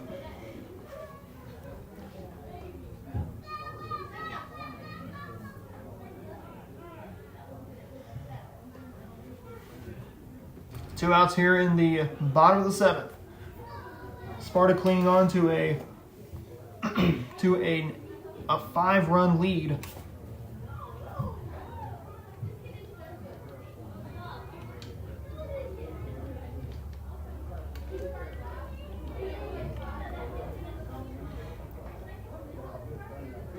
Two outs here in the bottom of the 7th inning. First pitch to Howard, here it comes, is upstairs, and it is 1-0.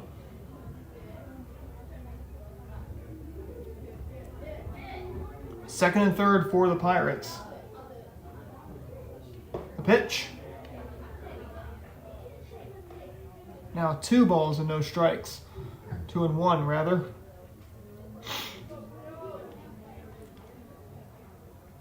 The 2-1 hits him. And we got bases loaded here in the bottom of the 7th inning. It's going to be Jake Murray to come to the plate. Coach Jacob Tilley will come out and calm down his pitcher. Say, hey, we got 2 outs. Let's win this right here. 8-3 is our score in favor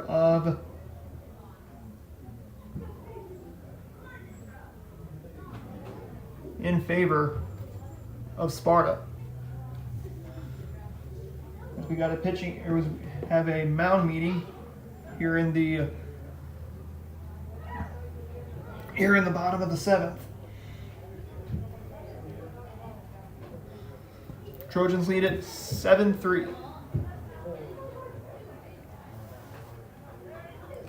First baseman, Jake Murray. Jake Murray will stride in. Bases are packed. He is the tying run. The winning run is on deck.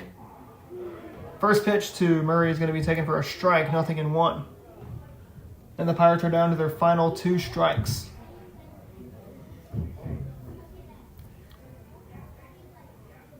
The 0-1. Downstairs takes it for a ball. And it's 1-1. A walk can bring home a run. Actually, now the Pirates are down to their final strike.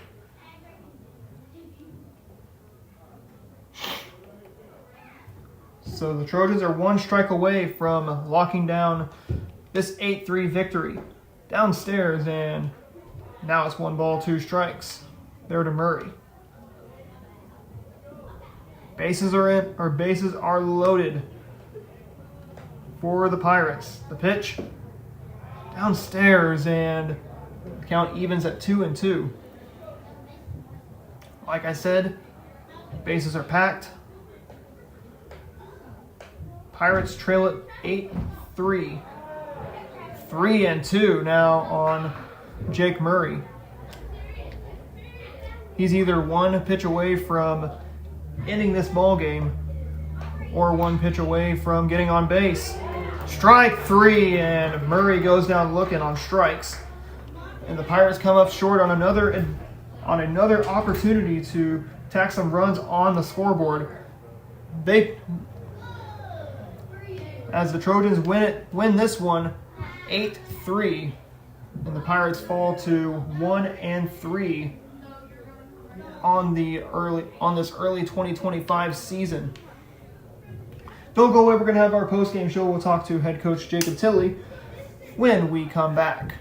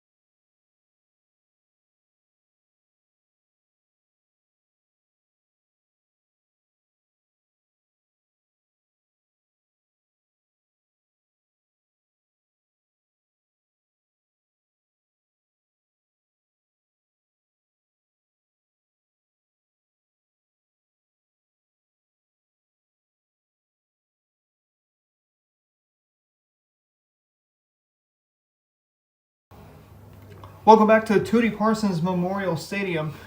I'm with head coach of the Sparta Trojans, Coach Jacob Finney, after that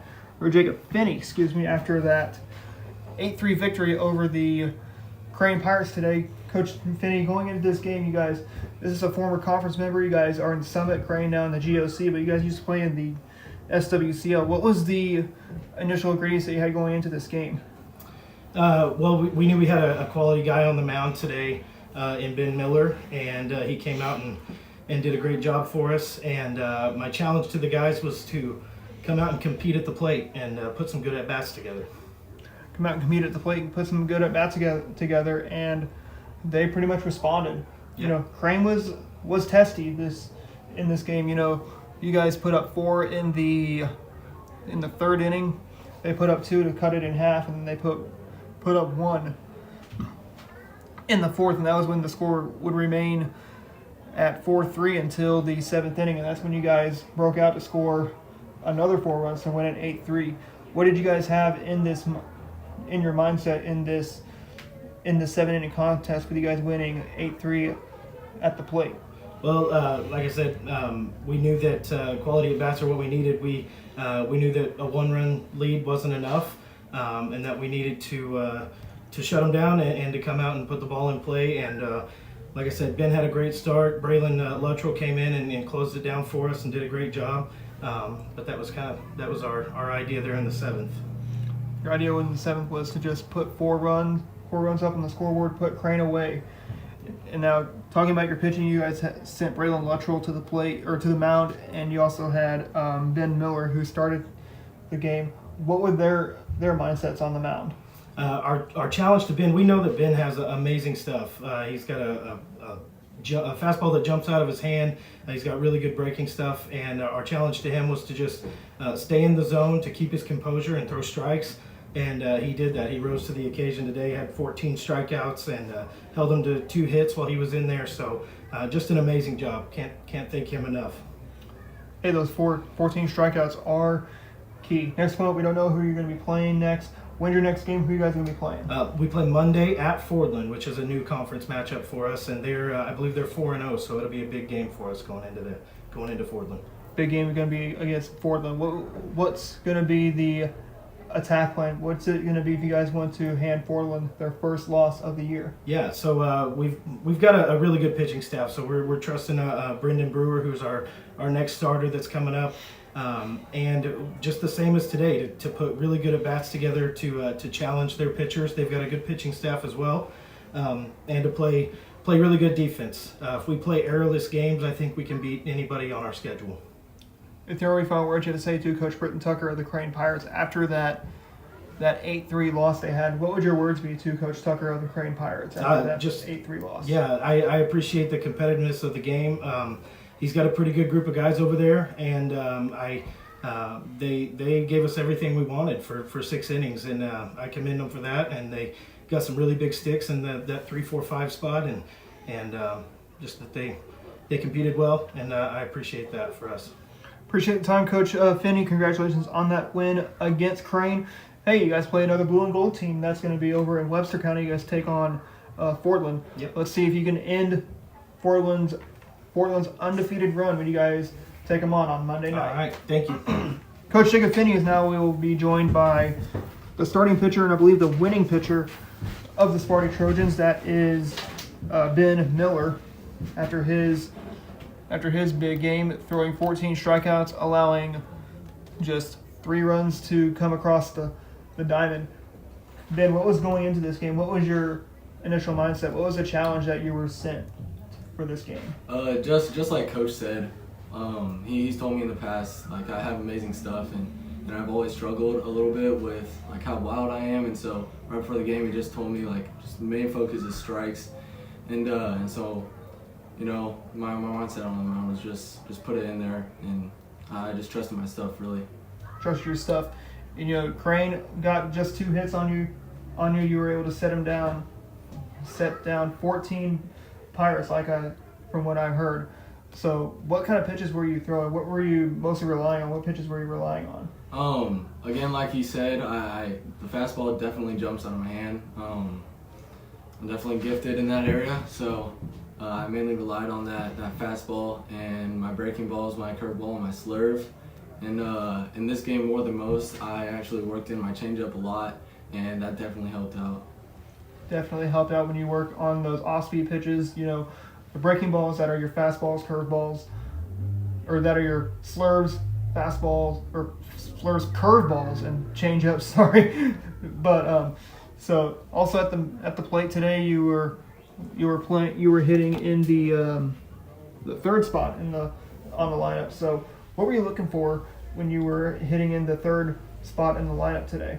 We have a great two guys right in front of me, and I trust them to get on base as many times, really, whenever they want. And so my mindset is just like I see them on, and we need runs, and so I'm just trying to hit the ball hard in a gap, hard line drive, hard ground ball, see what happens. Hard line drive, hard ground ball. You know, maybe get one up in the air. Yeah. And now Fordland's going to come up on Monday. What I heard, they are undefeated, 4-0. And like I said, from what I heard, they're a new conference member. What are you guys going to be bringing when you guys take on Fordland on Monday night? Oh, we're coming into that game with a championship mindset and treating that game like it's the biggest game of our life. We're gonna play as hard as we can here on out the rest of the season, accountability, and it is definitely gonna be different from here on out. And we're not gonna take this opportunity we have against a good team, Fordland, for granted. We're just gonna go out there and play as hard as we can and see what happens. Is there any final words you have to say to Coach Britton Tucker of the Crane Pirates after that 8-3 loss they had? What would your words be to Coach Tucker of the Crane Pirates? Again, just thank you for such a competitive game. It was really fun, and they definitely have a great group of guys. And again, they're heart of the lineup, anywhere 1 through 5, really good sticks right there, and solid defense too. Just thank you for the opportunity and that group of guys, the competitiveness. Appreciate the time, Ben Miller. Congratulations on that win on the mound. Also, good job at the plate. Hey, maybe you can bring that mindset you guys brought here to Crane when you guys take on Fordland on Monday night. Yep. Thank you. Ben Miller and Jacob Finney, as that will end our live stream tonight. We enjoyed bringing it on for you guys, and we hope to see you guys back here on Thursday night when the Pirates will be back home. We would take on Galena. That will be on next Thursday night. One final time, I'm Adam Smith from Sports Network saying so long from Tootie Parsons Memorial Stadium. Have a good night, everybody. We'll see you back here on our live stream on Thursday night.